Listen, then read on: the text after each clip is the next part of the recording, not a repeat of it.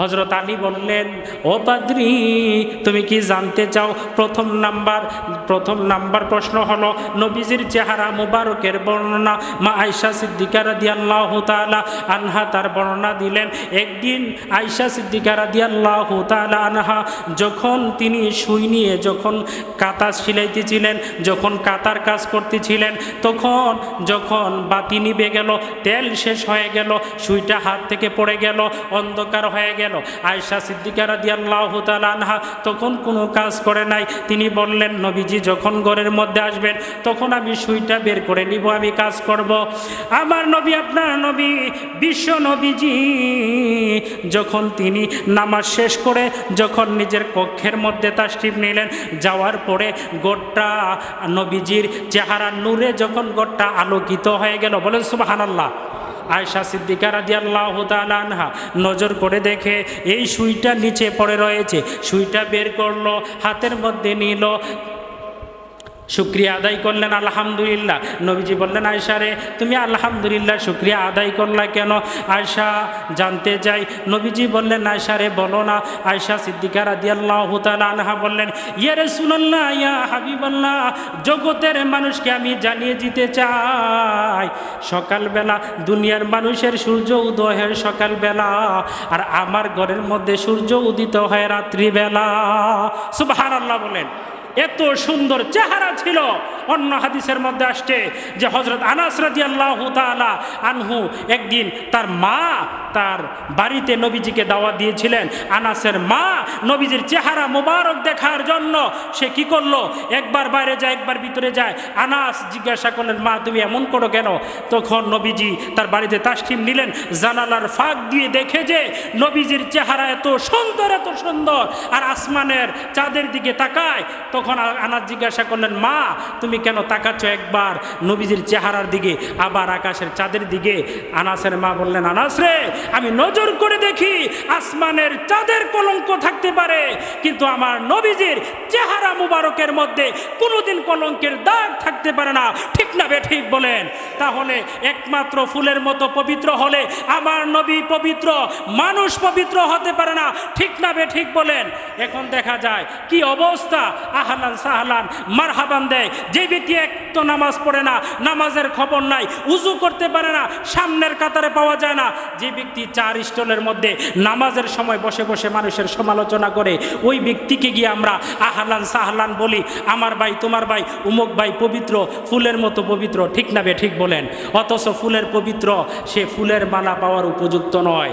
কিন্তু একমাত্র আমার নবী, আপনার নবী, যেই নবীকে সৃষ্টি না করলে কোনো কিছু সৃষ্টি করতেন না, ওই নবীজি একমাত্র ফুলের মতো পবিত্র। ঠিক না বে ঠিক বলেন? তাহলে আমরা তো বুঝি না কোন জায়গায় সুবহানাল্লাহ, কোন জায়গায় আলহামদুলিল্লাহ, কোন জায়গায় আল্লাহু আকবার বলতে হয়। মুসলমান এই জিনিসটাই পারে না, এই জিনিসই বুঝে না। মুসলমানের আল্লাহু আকবারের ধ্বনিতে নাস্তিকরা পলায়ন করতে বাধ্য হবে যদি আল্লাহু আকবার ধ্বনি দেয়। ঠিক না বে ঠিক বলেন? কিন্তু মুসলমান দিতে জানে না, বলতেই পারে না। আল্লাহু আকবার কোন জায়গায় বলতে হয়? আপনি দেখেন যখন আজান হয়, শয়তান কি থাকে না পালায়? কথা কনা, শয়তান থাকে না পালায়? আল্লাহু আকবারের ধ্বনিতে শয়তান পালায়ন করে। শয়তানকে আর থাকা যাবে না, শরীরের মধ্যে আগুন লেগে গেছে, এই জন্য আল্লাহু আকবার বলতে হবে। দেখা যায় অনেক নাস্তিক, অনেক মুরতাদ, এই দেখলাম কয়েকদিন আগে যে মিডিয়ার মধ্যে দেখা গেল যে মসজিদের মধ্যে আগুন দিয়েছে, এরকমভাবে কোরআন শরীফ পুড়ে ফেলতে চায়। তারা কি জানে না বাংলাদেশের মধ্যে প্রতিটা লাইব্রেরি তারা পড়তে পারবে, প্রতিটা কোরআনকে পড়তে পারবে। হাজার হাজার কোটি কোটি বাংলাদেশের মধ্যে হাফেজে কোরআন রয়েছে, হাফেজে কোরআনকে শুলিতে চড়াতে পারবে, ফাঁসিতে ঝুলাইতে পারবে, কিন্তু তাদের সিনা থেকে কোরআনকে সরাইতে পারবে না। ঠিক না বে ঠিক বলেন মুসলমান? তাহলে সম্ভব নয়, কারণ যেই সিনার মধ্যে 30 পারা কোরআন রয়েছে, তোমরা যদি মনে করো কোরআনকে পুড়িয়ে ফেললে মানুষের ইমানকে ধ্বংস করতে পারবা, কখনো সম্ভব নয়। কোরআনকে ধ্বংস করে, কোরআনকে পুড়িয়ে ফেলো, মানুষের ইমানকে ধ্বংস করতে পারবে না। মুসলমানের কাছে ইমানটাই দাবি, কারণ ইমান হলো সম্পদের চাইতে সব কিছুর চাইতে দামি। ঠিক না বে ঠিক বলেন? তাহলে আমরা ইমানকে ভালোবাসি, এই কোরআনের জন্য প্রয়োজনে রক্ত দিতে হবে। প্রয়োজনে জিহাদ করতে হবে, ইসলামের পক্ষে কথা বলতে হবে, ইসলামের পক্ষে কথা বলে শহীদ হয়ে মৃত্যুবরণ করতে হবে। তাহলে কিয়ামতের ময়দানে হাসতে হাসতে জান্নাতে যেতে পারবা। ঠিক না ঠিক বলেন? মানুষ কি মনে করো, তোমার তো ভাগ্য ভালো, তুমি শহীদের মা, কিয়ামতের ময়দানে বলতে পারবে। নবীজি যুদ্ধের ময়দানে যখন সাহাবীদেরকে ঘোষণা দিলেন, সাহাবীরা নবীজির সঙ্গে যুদ্ধের ময়দানে যাবে, একজন মহিলা, যেই মহিলার কোনো স্বামী নাই, যুদ্ধের ময়দানে দিতে পারবে না, কেমন ভালোবাসে। আর আমাদের মহিলা কেমন দেখেন, সন্তানকে নামাজের জন্য পাঠায় না, ভালো কোনো শিক্ষা দেয় না। ওই মহিলা স্বামী নাই, যুদ্ধের ময়দানে পাঠাবে নিজের দুধের শিশুকে, যুদ্ধের ময়দানে নবীজির কুলের মধ্যে দিয়ে দিলেন। বললেন, ইয়া রাসূলুল্লাহ, ইয়া হাবিবাল্লাহ, আমি মহিলা মানুষ যুদ্ধ করতে পারবো না, কিন্তু আমার তো স্বামী নাই, সন্তান নাই, কাকে দিব আপনার সঙ্গে যুদ্ধ করার জন্য? নবী বললেন, এই বাচ্চা দিয়ে আমি কি করব, যেই বাচ্চা এখনো দুধ পান করে? ওই মহিলা বললেন, ইয়া রাসূলুল্লাহ, ইয়া, দেখেন এটা তো হয় না। নবীকে এত ভালোবাসতেন, যুদ্ধের ময়দানে পাঠিয়ে দিলেন। সেই নবী যে নামাজ প্রতিষ্ঠিত করে গেছে, আজকে নামাজ পড়তে কেন ভালো লাগে না? কেন? আপনি গুনাহ করেন, নামাজ পড়েন, আপনি অন্যায় করেন, নামাজ পড়েন, নামাজ পারেন না, নামাজ পড়েন, যেভাবে পারেন সেভাবেই পড়েন, কবুল করার মালিক হচ্ছে আল্লাহ। ঠিক না ঠিক বলেন? আপনি নামাজ পড়েন, নামাজ কেন ছেড়ে দিচ্ছেন? ফজরের নামাজটা কেন আপনি মসজিদে পড়তে পারেন না? বাংলাদেশের মধ্যে অধিকাংশ মসজিদের মধ্যে ফজরের সময় মুসল্লি পাওয়া যায় না। খুব দুঃখজনক বিষয় হলো, মুসলমানের সন্তান হয়ে ফজরে আজান হয়, মসজিদের মধ্যে ঘরের মধ্যে ঘুমিয়ে থাকে।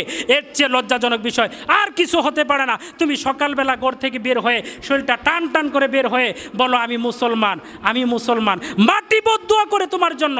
হায় হায়, এ বেনমাজির চলাচলটা কেন আমি মাটির উপরে হইল? কুকুর তার জন্য বদদুয়া করে, হায় হায়, আজকে সারাটা দিন আমার ভালো যাবে না। এই বেনমাজের চেহারা আমি দেখলাম সকালবেলা, বদদুয়া দিতে থাকে। কেন? তোমার কি ফজর নামাজটা পড়ে তুমি বের হতে পারো না? কাজের মধ্যে তুমি যেতে পারো না? তাহলে কাজটা কি তোমার ভালো হয় না, সুন্দর হয় না? কেন? 5 বার মেসেজ দেওয়ার পরও তুমি এই মেসেজগুলো দেখো না। বান্ধবী যখন মোবাইলের মধ্যে মেসেজ দেয়, শত ঘুম চোখের মধ্যে, তারপরেও তুমি দেখো কে লেখছে, কি লেখছে, ভালোবাসার কথা না কি লেখছে। আর আল্লাহ যে 5 বার মেসেজ দেয়, এই মেসেজটা তোমার কানের মধ্যে ঢুকাও না। কিয়ামতের ময়দানে জবাব দিতে হবে আল্লাহর দরবারে। তোমাকে 5 বার মেসেজ দেওয়া হয়েছিল, 5 বার তোমাকে ডাকা হয়েছিল, মেসেজ কি তোমার কানের মধ্যে যায় না? উলামায়ে কেরাম মসজিদের মধ্যে তোমাদেরকে বুঝায় নাই? বুঝাইছে, আল্লাহ মানি নাই, বুঝি নাই, জাহান্নামে যাও। 2টা প্রশ্ন। দ্বিতীয় নম্বর প্রশ্ন করলেন যে নবীজির দন্ত মোবারক কেমন ছিল? বললেন যে নবীজির দাঁত মোবারক ছিল মুক্তার দানার চাইতেও সুন্দর। সুবহানাল্লাহ বলেন। শামাইলে তিরমিজির মধ্যে আসছে নবীজির, এটা আরেকটা উদাহরণ দিছে, এই উদাহরণ দেওয়া যাবে না, সময় কম। 3 নম্বর প্রশ্ন হলো, কিয়ামতের ময়দানে কোন ব্যক্তিকে আল্লাহ ডেকে নেবেন? হযরত বেলাল, যেই বেলালের ব্যাপারে একটা আয়াত আল্লাহ নাজিল করলেন, সূরা হুজরাতের মধ্যে আসছে, কিন্তু এই ঘটনাও বলা যাবে না। হযরত বেলাল কেন এত দামি হলেন? আজান দিচ্ছেন, ইমানকে ঠিক রাখছেন। যে ইমান এত কষ্ট দেওয়ার পরও সে ইমানকে বিক্রি করে নাই। ঠিক না ঠিক বলেন? আর আজান দিছে, কি দিছে? আজান দিছে। আজকে আজান আমরা দিতে চাই না, অথচ মুয়াজ্জিনের দাম অনেক অনেক বেশি। আজান দেওয়ার জন্য প্রতিযোগিতা দরকার, অথচ আজান দেওয়ার জন্য মুসল্লি পাওয়া যায় না। আছে না নাই? আজান দিলে কি দাম কমে না বাড়ে? কথা কনা, কমে না বাড়ে? আপনি কি চান না হযরত বেলালকে আল্লাহ ডেকে জান্নাত দিবেন? আপনি কি চান না যে আল্লাহ আমাকে ডেকে জান্নাত দেখ? সুবহানাল্লাহ কইতেন না? তাহলে আপনি তো এইভাবে নেকি অর্জন করতে হবে, 5 ওয়াক্ত নামাজ পড়তে হবে। আজকে মুসল্লি আপনাকে আমাকে কেন ডাকা লাগবে? আজান হয়েছে, সবার আগে মসজিদ উজু করে চলে যাব, সামনের কাতারে বসবো, ইমামের পিছনে আমি দাঁড়াবো, যেন আমি ইমামের পিছনে আমি দাঁড়িয়ে নামাজটা পড়তে পারি। ঠিক না ঠিক বলেন? এখন মুসল্লি আইয়ে লাস্টে, অনেকে আইয়ে নামাজ কিনো রমে দাঁড়ায়, হ্যাঁ কি চিন্তা করে আল্লাহ ভালো জানে, চিন্তা করে কি মসজিদে শুক্রবারে টিয়া দেওয়ান লাগবে এই চিন্তা করে? না, হ্যাঁ চিন্তা করে যে নামাজটা ফইরা তাড়াতাড়ি কোন সময় খালি জামাতরা ৪৫ সারে জায়গা হক আমার পালন করে লাইছি, একতে দায়িত্ব বিহাজ আল ইমাম, ইমামের পিছনে আমি এই তো নামাজ পড়ে আমি এই পড়লাম জুমার নামাজ 2 রাকাত পড়ছি শেষ। বিষয়টা কি এমন? কিও আমরা সারা দিনের মধ্যে যদি একবেলা খাবার খান বা কি যদি খাবার না খান, শরীরটা কি এমন মোটা কাটা থাকবো না দুর্বল হইব? দুর্বল হইতো না? তা আপনি যদি নামাজ না পড়েন, আপনি একক তো ফইরে আপনি চিন্তা করেন, আবার কোন যে হুজুর আমি নামাজ পড়েছি তো, আপনার আগে আমি বার হয়ে গেছে, এত কিছু ফরন লাগে, এত কিছু বলে ফরন লাগে, আপনার আগেই বার হয়েছে কি নামাজ পড়েন আপনারা?